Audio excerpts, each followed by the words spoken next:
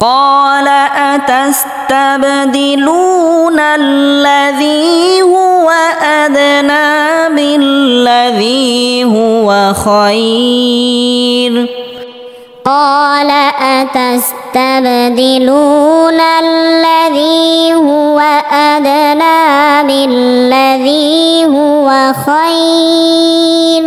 আসসালামু আলাইকুম ওয়া রাহমাতুল্লাহি ওয়া বারাকাতুহু। সম্মানিত দর্শক ও শ্রোতা, আশা করি সবাই ভালো আছেন।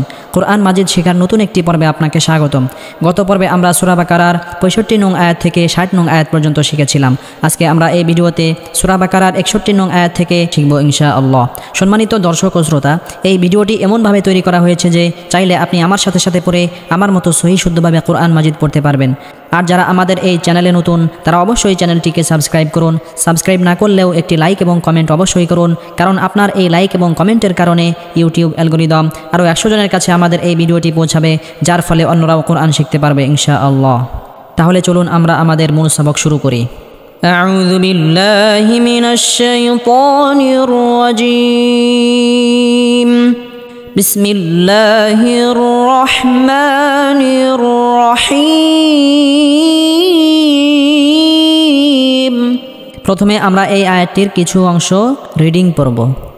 وَإِذْ قُلْتُمْ يَا مُوسَى لَن نَّصْبِرَ عَلَى طَعَامٍ وَاحِدٍ فادع لنا ربك يخرج لنا مما تنبت الأرض من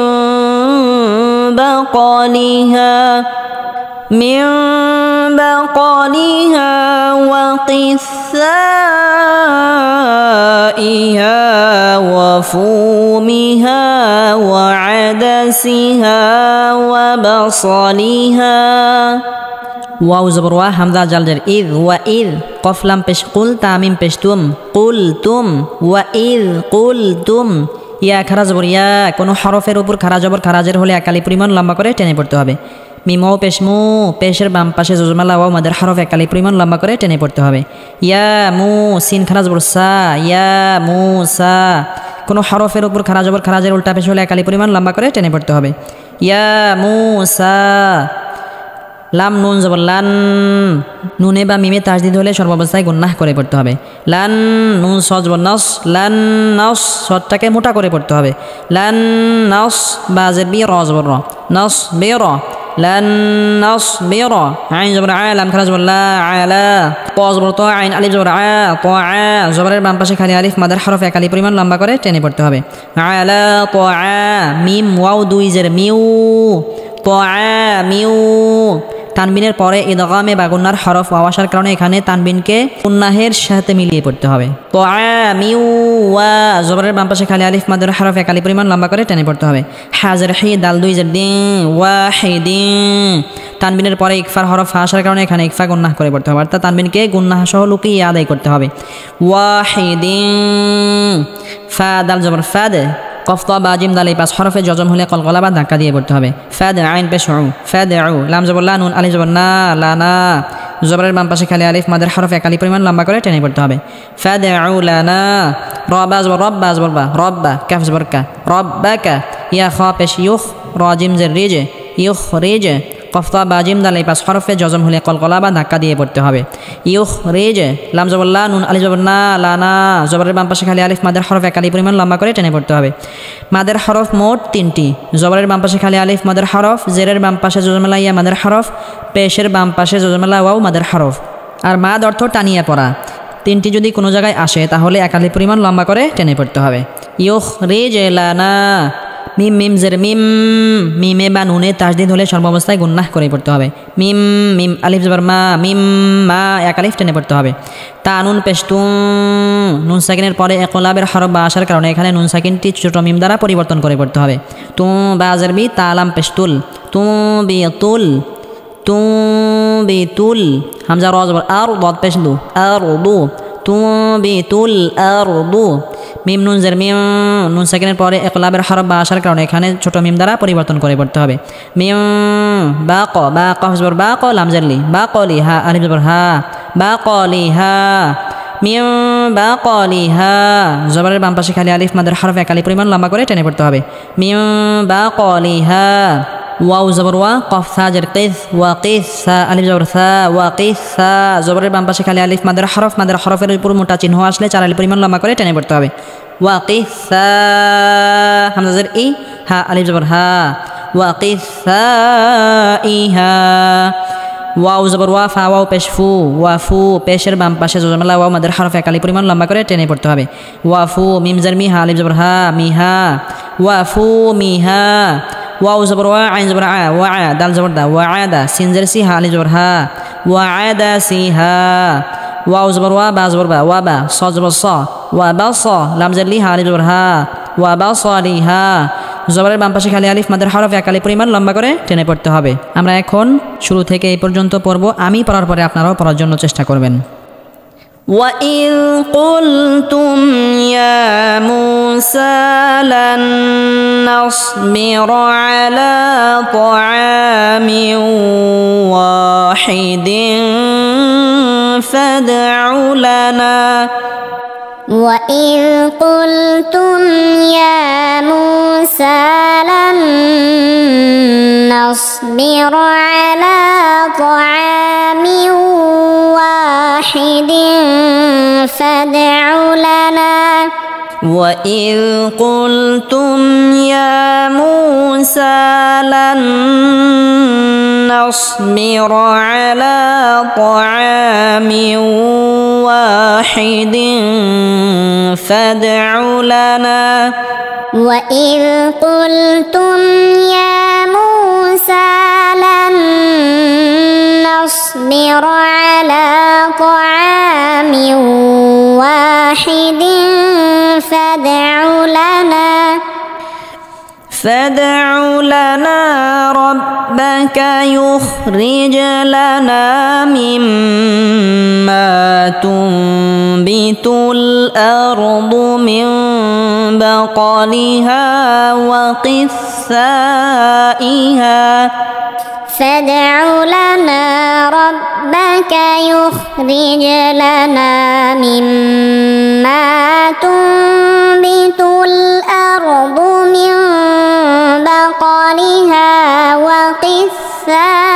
وقثائها فادع لنا ربك يخرج لنا مما تنبت الأرض من بقلها وقثائها فادع لنا ربك يخرج لنا مما تنبت الأرض من بقلها وقثائها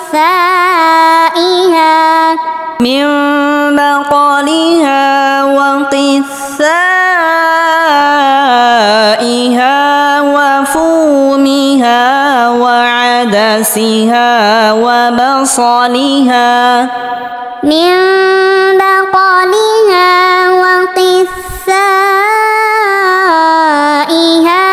وفومها وعدسها وبصلها من بقلها وقثائها وفومها وعدسها وبصلها من بقلها وقثائها وفومها وعدسها وبصلها কফ আলিফ জবর ক লাম জবর লা কলা হামজা জবর আতা সিন জবর তাস আতাস তা বা জবর তাব আতাস তাব কফ তা বা জিম দাল এই পাঁচ হরফে জজম হলে কলকলা বা ধাক্কা দিয়ে পড়তে হবে। কলা আতাস তাব দাল জার দিয়ে লামও পেশলু পেশের বাম পাশে জজমলা ওয়া মাদের হরফ একালি পরিমাণ লম্বা করে টেনে পড়তে হবে।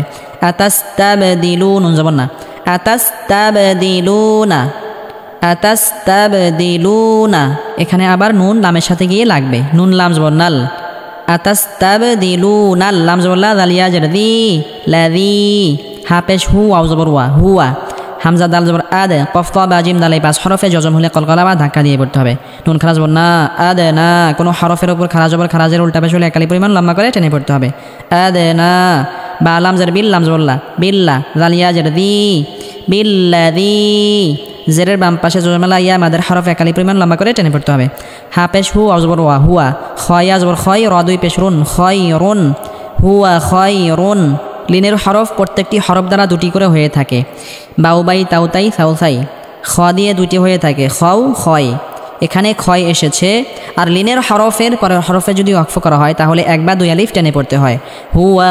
খয়র قال أتستبدلون الذي هو أدنى بالذي هو خير قال أتستبدلون الذي هو أدنى بالذي هو خير قال أتستبدلون الذي هو أدنى بالذي هو خير قال أتستبدلون الذي هو أدنى بالذي هو خير হামজা হাজার ইহবা হাজার বি ইহবি তাও পেশ তো ইহবি তো পেশের বাম পাশে জজমালা ওয়া মাদের হরফ একালি পরিমাণ লম্বা করে টেনে পড়তে হবে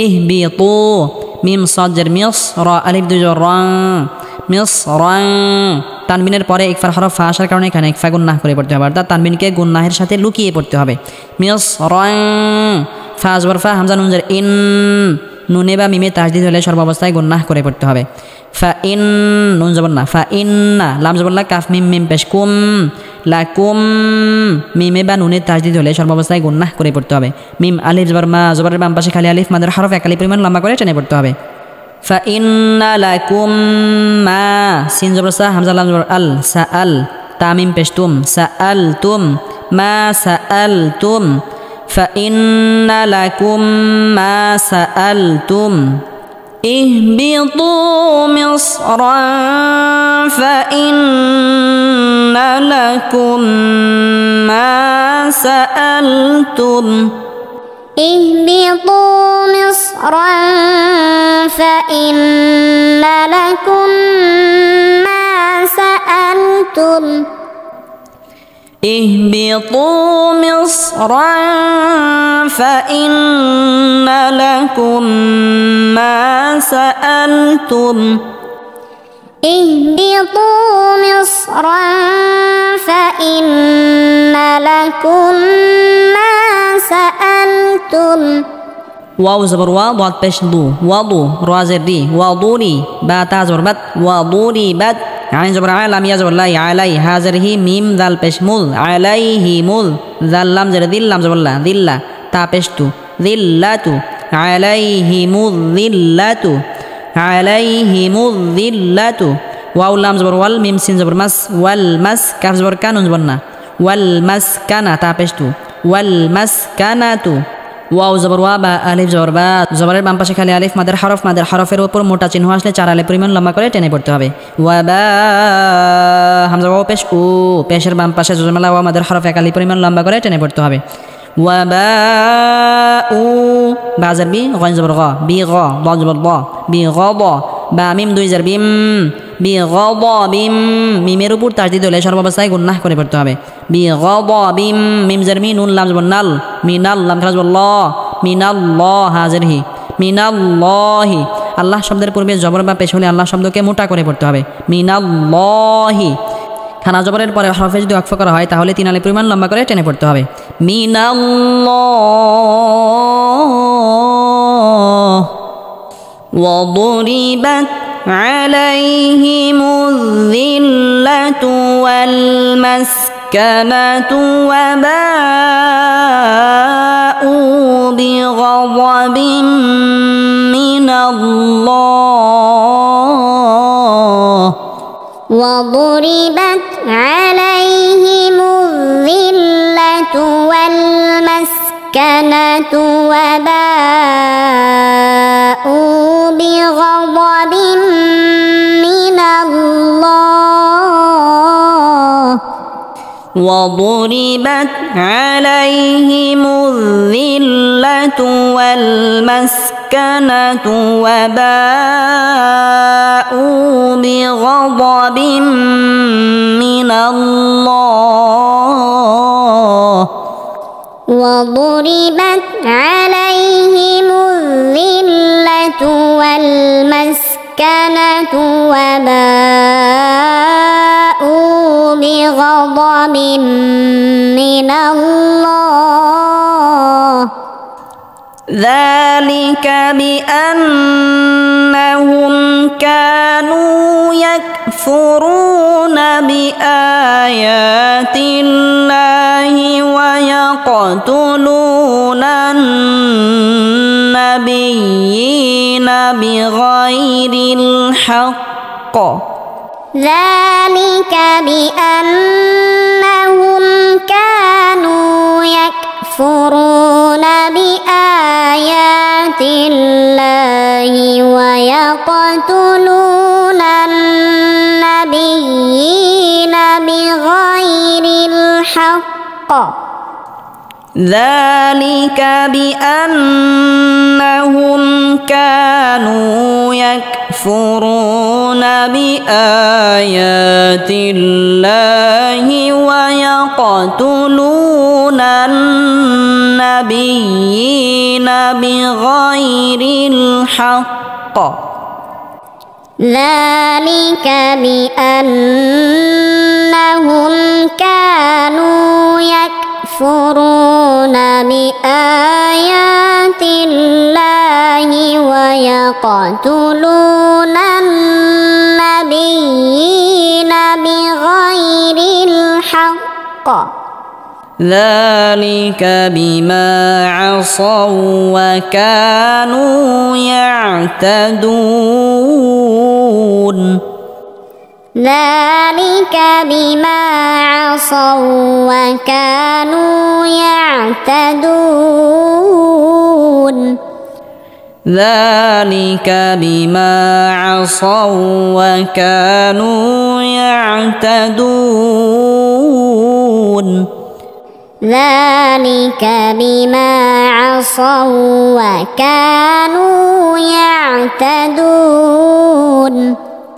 ذلك بما عصوا وكانوا يعتدون ذلك بما عصوا وكانوا يعتدون সম্মানিত দর্শক ও শ্রোতা, আজকের আয়াতটি অনেক বড় হওয়ার কারণে আজকে এই পর্ব এখানেই শেষ করছি। পরবর্তী পর্বে আমরা ৬২ নং আয়াত থেকে শিখব ইনশাআল্লাহ।